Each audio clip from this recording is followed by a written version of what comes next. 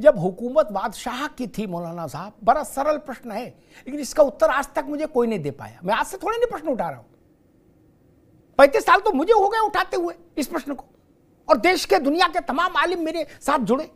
जब बादशाह के पास अथाह जमीन थी तो आपने काशी में सटा के मस्जिद क्यों बनाई? मथुरा में जन्म स्थान पर ईदगाह क्यों बनाया? आपके पास तो पूरा ब्रज खाली पड़ा था। सलीम चिश्ती की जहां दरगाह बनाई है वो इलाका पूरा खाली पड़ा था, वहां ईदगाह बनाते, दुनिया की सबसे बड़ी ईदगाह बनाते। काहे को बनाई भैया? सटा सटा के क्यों बनाई? सटा सटा के। इस बात का उत्तर हमको आज तक किसी ने नहीं दिया।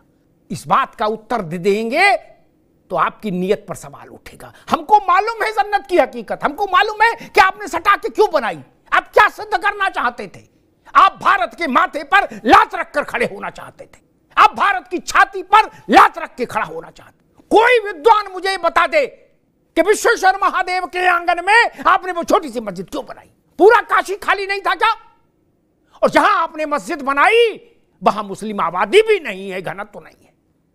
उससे कई किलोमीटर आगे जाके मुस्लिम आबादी है काशी में, बात मैंने पहले भी उठाई थी। वहां क्यों नहीं मस्जिद बनाई जहां नमाज पढ़ने वाले थे? मथुरा में आपने जहां ईदगाह बनाया वहां मुस्लिम रिहायश का घनत्व तो नहीं है मौलाना साहब, जहां घनत्व तो है वहां क्यों नहीं बनाया?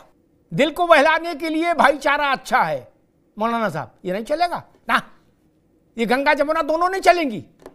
मैं उत्तर देता हूं, सटा के क्यों बनाई? आप भारत की आत्मा को घायल करना चाहते, आप भारत की मर्यादा को तार तार करना चाहते, आप भारत के आत्म तत्व को लहूलुहान करना चाहते थे, आप भारत की आध्यात्मिक चेतना के पवित्र दिए को बुझाना चाहते थे। वो हालांकि आपके लिए संभव नहीं था, लेकिन आपकी कोशिश थी। आप रामकृष्ण और शंकर को नहीं जानते थे? जानते थे। भारत में उनकी स्थिति जानते थे, उनके प्रति श्रद्धा अध्यात्म की चेतना को पहचानते थे। काशी, मथुरा और अयोध्या भारत की राजनीतिक राजधानियां नहीं थी, भारत के आर्थिक केंद्र नहीं थे। फिर आप सब लोग वहां आए किस लिए? कबड्डी खेलने? नहीं ना। दुनिया के किसी इलाके में ज्ञान वापी नाम से कोई दूसरी मस्जिद है क्या? कहीं हो तो बता दीजिए।